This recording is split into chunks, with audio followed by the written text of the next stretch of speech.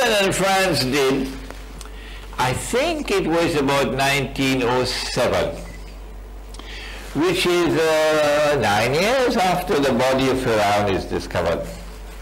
What Britain and France did cunningly, is to embrace Russia. Traditionally, they've always fought against Russia. And they've always been allies of the Ottomans. Britain and France were always allies of the Ottomans.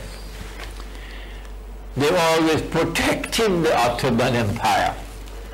They always assisted the Ottoman Empire. They didn't want Russia to ever defeat the Ottomans. No. But now that the body of Iran is discovered, they do something strange and mysterious. They reach out to Russia to successfully embrace Russia in an alliance, a triple alliance, 1907. Britain, France, and Russia, knowing that the World War is coming up. Why did they do that? Answer, I wish I had enough time to stop and ask you all some questions. In chess, there's a term, they call it checkmate. Checkmate. You put your enemy in a position where he can't move. Anyhow he turns, he's blocked. So they checkmated the Ottoman Empire. So that when the war starts, the Ottomans cannot become allies in the war with Britain and France. Why? Because Russia is there. And Russia is a traditional enemy. That's why they did it. So the pieces on the chessboard are being put in place as we approach 1914, when the World War is to take place. Out there, Hussein bin Ali is ready to revolt against the Ottoman Empire. And over here, the Turks, the secular Turks, take over the government, regime change. And over there, Britain and France make an alliance with Russia to checkmate the Ottoman Empire. Russia responded when the war started. Russia naturally, you can't blame Russia, in seeking to get all the Orthodox Christians under Ottoman rule to revolt. What's wrong with that? This is war. And as the Armenians revolt against the Ottoman Empire, what the secular Turks did, and they admit it, they say, yes, we did it, was to forcefully remove millions of Armenians from territory in which they were located, which was vulnerable to Constantinople, to another area. And a great massacre took place. The secular government in Constantinople can't fool us by throwing wool over our eyes. All the excuses that they made,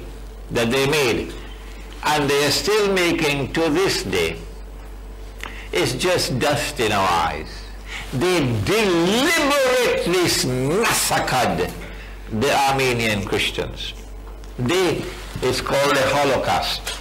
It didn't take place. Why? It's not too difficult for you to understand why.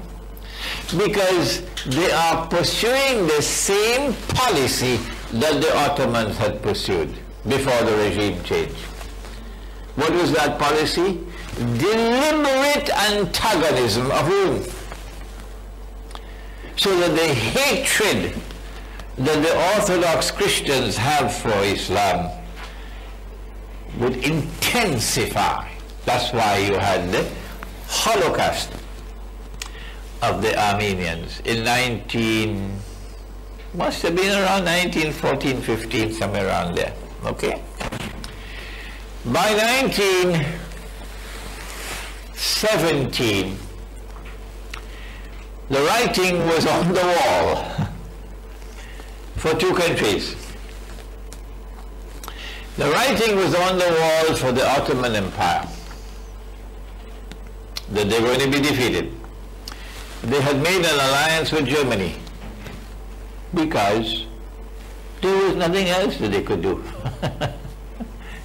Because they had been checkmated. That's what Britain and France wanted. We wanted you to make an alliance with Germany. The writing was on the wall for the Ottoman Empire and for Germany. You were losing the war.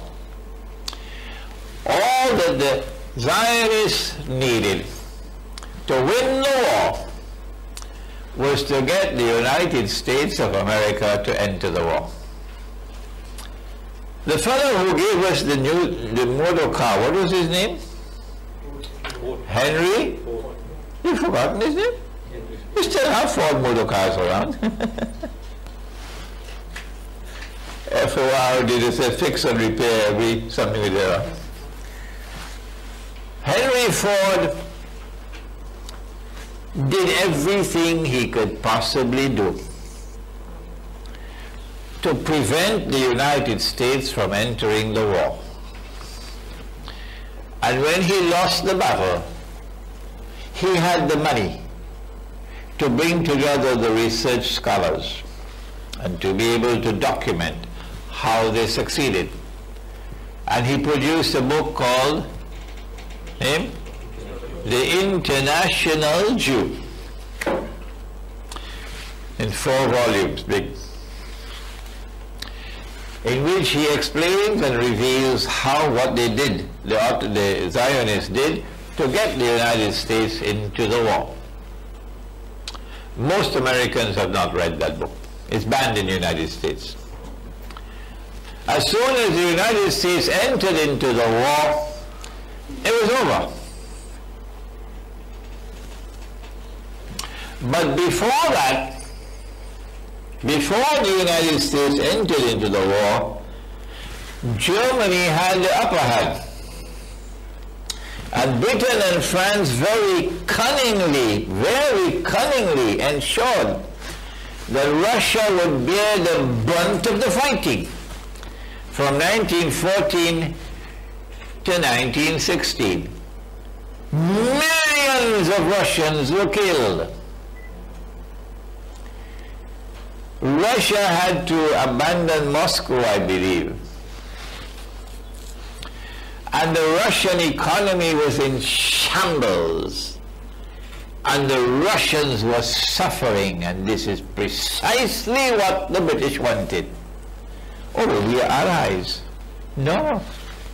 What Britain and France did was to say to Russia in 1907, or maybe shortly after that if you join with us in an alliance, when we defeat the sick man of Europe, we promise you Constantinople.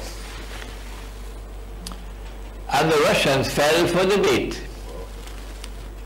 I went to Russia and warned them, don't fall for the bait a second time. They're coming to you with another bait now. If we win the war, we offer you Constantinople. But they were not sincere.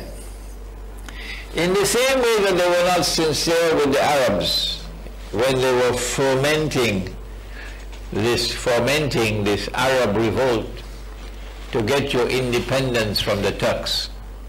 We promise you, if you will assist us in defeating the Ottoman Empire, we promise you independence. There will be one Arab nation at the end of the war, one Arab nation, and the king of the Arabs would be Hussein bin Ali. You believe the British and the French? Are you so stupid? So on the one hand, they were offering Russia Constantinople, and you are our ally. But behind Russia's back, they were stabbing Russia in the back. How did they do it? The strategy was to get Russia to take the brunt of the fighting, to get Russia to take the brunt of those who are being killed in the war, to get the Russian people to suffer and suffer and suffer, and then to foment revolt in Russia. And the Russian Jews now play a critical role in bringing about a revolution. The timing of the revolution is immaculate. Immaculate. The Russian troops are approaching Constantinople. Constantinople is within reach of the Russians. And this is the prize which has been offered to them by Britain and France. But Britain and France do not want Russia to take control of Constantinople. No. Why? Because tomorrow there's going to be a state of Israel. And we do not trust Russia. Because Russia is not Western Christian, it's Eastern Christian. And we do not want Russian warships to be able to pass through the Bosphorus to get into the Mediterranean Sea. So we want to control the Bosphorus, and we must therefore control Constantinople. Under no condition must Constantinople ever get outside of our grasp or reach.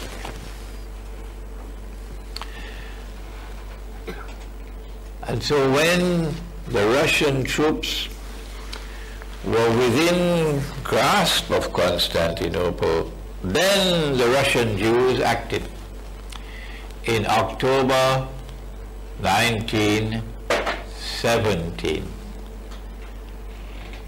Because there is popular discontent in Russia over the war. Because the Russian troops are suffering in the war. Because workers are suffering in the war. The economy is in shambles. There are riots and demonstrations all over Russia. The Tsar Nicholas can't handle it. So now they succeed, the Russian Jews, amongst them is Lenin. And they overthrow the Russian monarchy. It will not be long again before they overthrow another monarchy. This monarchy had lasted for a few hundred years, the Russian monarchy. But that monarchy is 4,000 years old. And they're going to overthrow that one as well. Which one am I talking about? Come on, somebody. China. China. The Chinese emperor. They're 4,000 years old of emperors. The Tsar Nicholas and his entire family are assassinated, killed. And the Zionists take over Moscow, October 1917. The first thing that they do is to withdraw Russia from the war. Why? So that the Russian troops cannot proceed further to take Constantinople, which is what Christian Russia wants. Because the Bolsheviks don't care for religion. No. What they want is a godless atheist state, and they get it in 1922 when the Soviet Union is created as a Zionist creation, the Soviet Union. So the Zionists are achieving monumental successes. I mean, there was a revolution in Constantinople in 1908, which overthrew the Ottoman regime, which was based on the Sharia. And now you have a secular regime in Constantinople. And now look at what they do a few years later in Moscow. This is the Orthodox Church, the Christian Orthodox Church. This is Rome. So Islam is now being ruled by secular Turks, young Turks in Constantinople. And Rome is now being ruled by Jews, Russian Jews, godless Russian Jews, who take a lot from Karl Marx, the German Karl Marx, who was a Jew as well. The events which have been unfolding since the birth, since the discovery of the body of Iran, show a certain pattern. And what we are doing is connecting the dots that were never connected before. This is the first time. We are connecting it from the perspective of Islamic eschatology.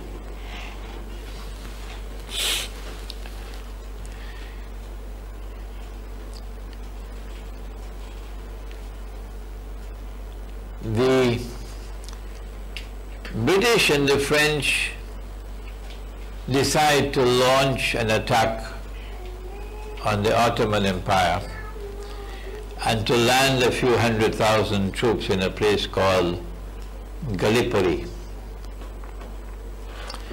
The history of that war, the true history, is still to be written, I believe. But they maneuver, and at the end of it, Mustafa Kemal defeats them very conveniently. And Mustafa Kemal now emerges as the hero of all the Turks. They worship the man now. And then he proceeds to take on Greece, which has sent troops into the Turkish heartland. And Mustafa Kemal defeats the Greek army. The Greeks are seeking help from Britain and from France. But Western Christianity does not want to support Eastern Christianity. So Greece is defeated. And by 1922, Mustafa Kemal is, without question, the hero of all the Turks. Oh yeah. He's able to take over Constantinople because British troops and French troops are there. And as he takes over Constantinople, he proclaims that we want the Republic of Turkey. My gosh, it is this transformation from the old model of an Ottoman Empire, which is abandoned, to the new model of a secular state, the Republic of Turkey, that makes the greatest impact of all on Asia and Africa. The American Revolution, the French Revolution, the Bolshevik Revolution did not have a comparable impact. What happened in Turkey has the greatest impact of all.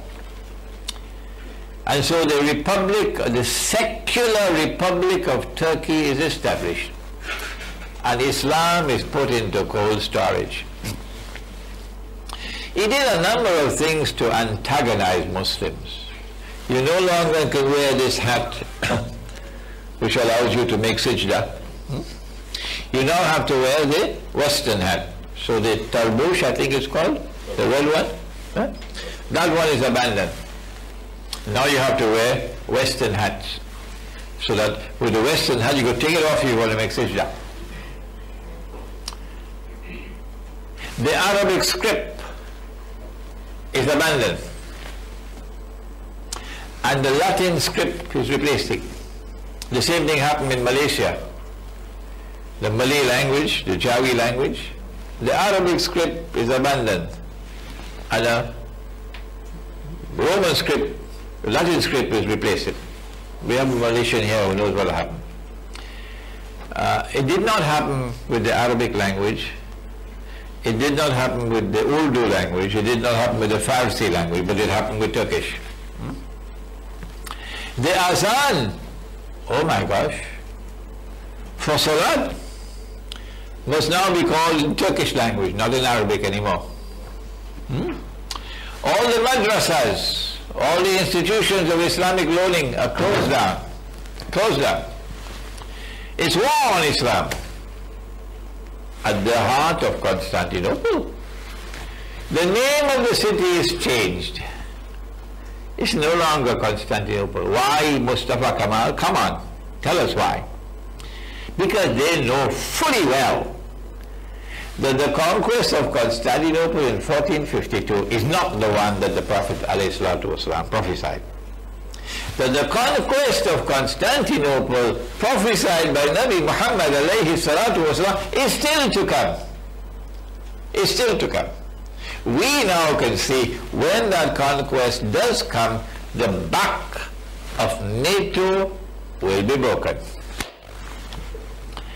And the Western world will lose its control over the Bosphorus. That's coming. But Mustafa Kemal doesn't want us to know that. So he changes the name from Constantinople and makes it an offense, a crime, to use the name Constantinople. You have to refer to it as Istanbul, which is one of the many names it had, all names. And then comes 1924. The events are following rapidly now. In 1922, Mustafa Kemal says, yes, we're going to have a Republic of Turkey, but hey, the Western Christians, they got a Pope in Rome. So why can't we have a Pope as well? What's wrong with that? So the Khalifa is now reduced to a Pope, meaning he has religious authority, he has no temporal authority. Huh? But by 1924 they had to remove that as well, because there was a challenge. The Khilafah is now being dismantled, the institution of the Khilafah. And this is the biggest prize of all that the Zionists have been pursuing since the establishment of the Zionist movement. Even when in 1917, November, General Allenby, with Arab troops fighting loyally with him, shall I repeat it? Huh? Even when in November 1917, the British general, with Arab troops fighting loyally with him, is able to conquer Jerusalem. And then in 1918, the League of Nations gives to Britain a mandate over the Holy Land. What they want is the Caliphate, the Khilafah. And in 1924 they succeed. And because of the Khilafat movement in India. But we're running out of time. And the Caliphate is abolished on the 3rd of March 1924. And then Hussein bin Ali claims the Khilafat on the 7th of March 1924. You find all of this history in my book at the back. The Caliphate, the Hijaz, and the Saudi Wahhabi nation state. These are the events of the first Arab Spring, which led to victory after victory for the Zionists. When we leave that first Arab Spring and we come now to this Arab Spring, we see the same pattern taking place. The Ottomans are removed and they put the Saudis in place to do their work for them. But now in the second Arab Spring, despite all the efforts of Saudi Arabia to save themselves, Saudi Arabia is sinking. Dajjal has used Saudi Arabia for all that he needed from Saudi Arabia. And Dajjal doesn't need Saudi Arabia anymore. So goodbye, Saudi Arabia. Dajjal has used the United States for as long as Dajjal needed the United States. Dajjal doesn't need the United States anymore so much, so goodbye, United States. In the second Arab Spring, we see now events taking place which are going to culminate with what the Zionists want most of all, a state of Israel which was born in 1948, and which since then has been growing and growing and growing in power, replaces the United States as the third and last ruling state in the world. And then Israel has to wage big wars. In order for Israel to wage a big war, she has to weaken the Muslims. Even though the governments are under the Zionist control, the people are still there. So Israel needs something that will weaken the Muslims. The best card that they have, the trump card that they have, is Shia-Sunni civil war. And that is now being played. My time is up. The second Arab Spring, I believe, is going to witness. I hope it does not happen. I hope I'm wrong. An attack on Iran, which is meant to provoke Iran. It's not an attack to destroy Iran, no. It's like a punch to wake you up and to get you to fight. And if Iran takes the bait like Saddam Hussein took the bait when he took Kuwait, then we'll see Iran attacking Bahrain. I hope it does not happen. They want Iran to take Bahrain. Oh yes, they do. Why? Because once Iran take Bahrain, the road to Mecca is straight ahead. And the Shia are going to be delighted if you offer this plum. It's the best plum in the world to offer to them. Shia control over Mecca and Medina.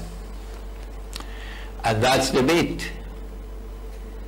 All that the Shia Iran has to be convinced about is that the United States and Britain and France and NATO are going to dump Saudi Arabia. And that is what they're going to do now. They will dump Saudi Arabia. And the Saudis can't fight the war by themselves. No. If Iran makes the mistake of attacking Saudi Arabia, if Iran makes that mistake, then the whole Sunni world will rise up and there will be Sunni-Shia civil war. And the Zionists will get what they want. And the voice of Imran Hussein will be a voice crying in the wilderness. What I've done for you today in this brief amount of time, cutting a lot of corners, is to offer you a review of 100 years of history from the perspective of Islamic eschatology, showing you Dajjal's pattern, how he's moving, and what are his strategies to achieve his objective of eventually ruling the world from